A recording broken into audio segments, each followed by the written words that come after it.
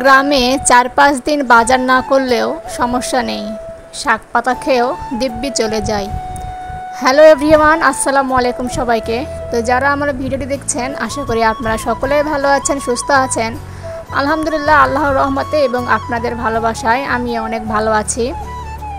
তো আজকে চলে আসছি আমার সবজির বাগানে। সেদিন দেখছিলাম কিছু শাক হয়েছে, শাকগুলো তুলতে আসছি। বৃষ্টির কারণে অনেক কিছু নষ্ট হয়ে গেছে, তারপরও দেখি কয়েকটা শাক আছে, সে বড় বড় শাকগুলো উঠাই নিব।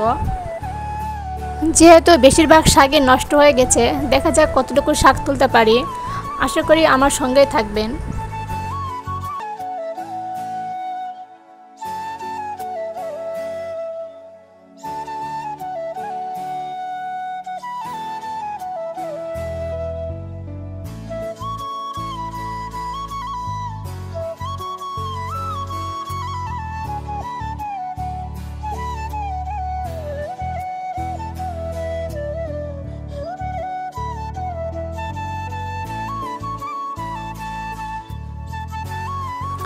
তো এটা হচ্ছে আমাদের পেঁয়াজ ক্ষেত, আর পেঁয়াজের ক্ষেতে দেখেন কীরকম ঘাসও হয়েছে, সেরকম শাকও হয়েছে।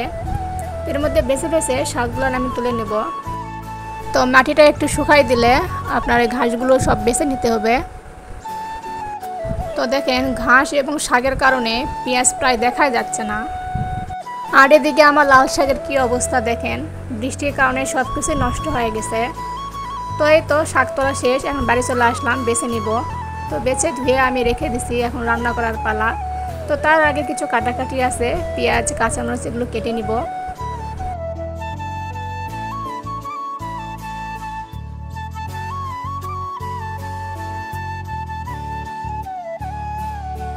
তো তার আগে আমি ভাত উঠাই দিছি, আর ভাত উঠাই দিয়ে আমি কাটাকাটি করতে বসছি। এখন অপেক্ষায় আছি, ভাত হয়ে গেলেই আপনার শাকটা রান্না করে নিব।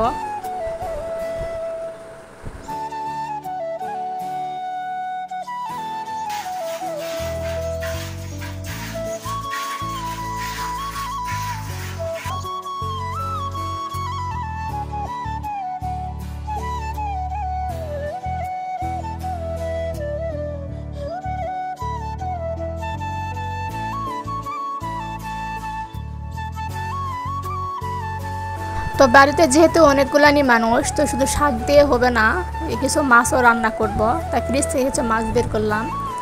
মাছের মধ্যে আমি কয়েকটি আলু এবং পেঁয়াজ দিয়ে রান্না করে নেব।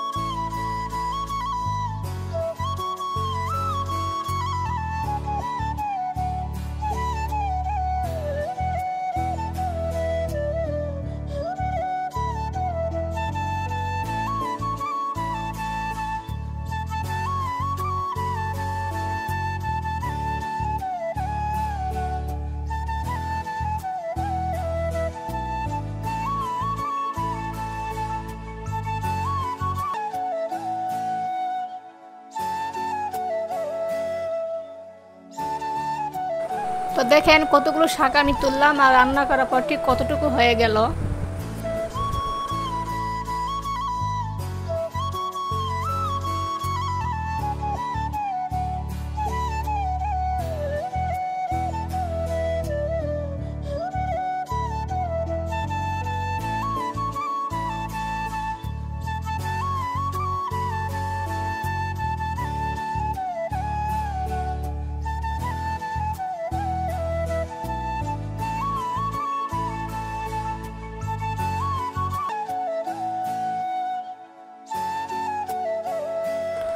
যেহেতু দুটো তরকারি আপনার শুকনা শুকনা, তো ভাবলাম একটু ডালও করি। তো এদিকে আমি মাছের তরকারি উঠে দিয়ে ডাল ঘাটতে আসছি। তো ডালটাও আমার ঘাটানো হয়ে গেছে, এদিকে আমার তরকারিটাও হয়ে গেছে। তো তরকারিটা নেমে নিয়ে এখন আমি ডালটা বসাই দেবো।